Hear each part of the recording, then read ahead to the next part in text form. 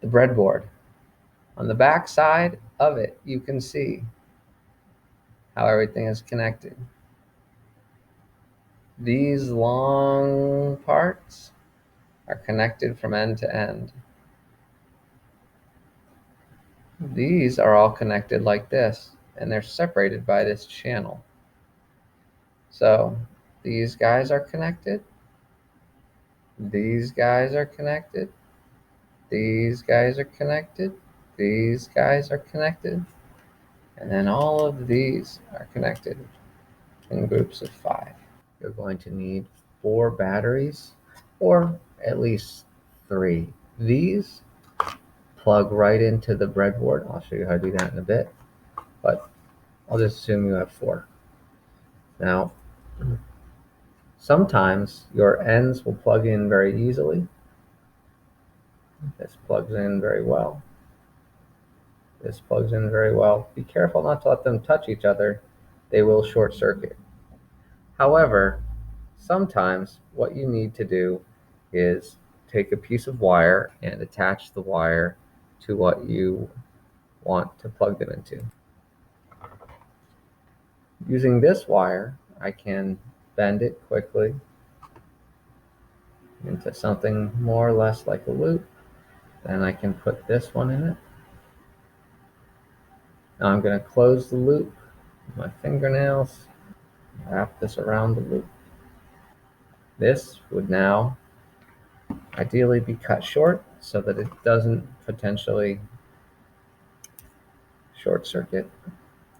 And now I push it in. I'm going to put a tiny piece of duct tape on this, partly to hold it in place, and partly because if it comes into contact with something else, now it won't try to short circuit. I'm going to be collecting all of my little metal pieces inside of this. I'm also going to be putting my trash into a different container. Strip the end. Then I'll put the black one in here. Pinch it closed with my finger. And run it around. Just so it stays put. Then I'll add a piece of duct tape right here. Again, to hold it together and prevent short circuits and parallel circuits. I'll plug that in right next to that.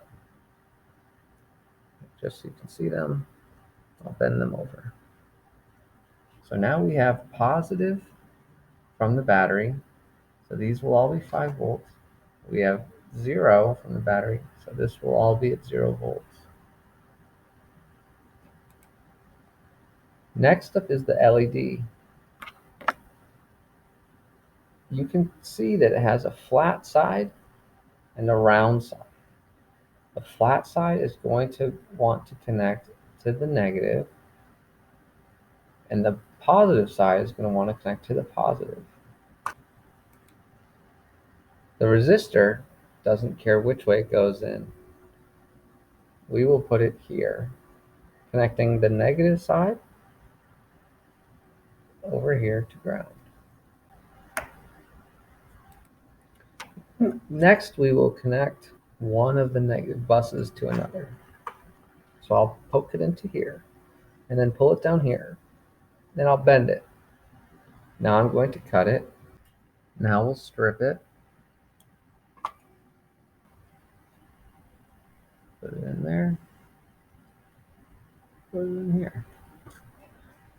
It is a good practice to always try to lay things out pretty straight.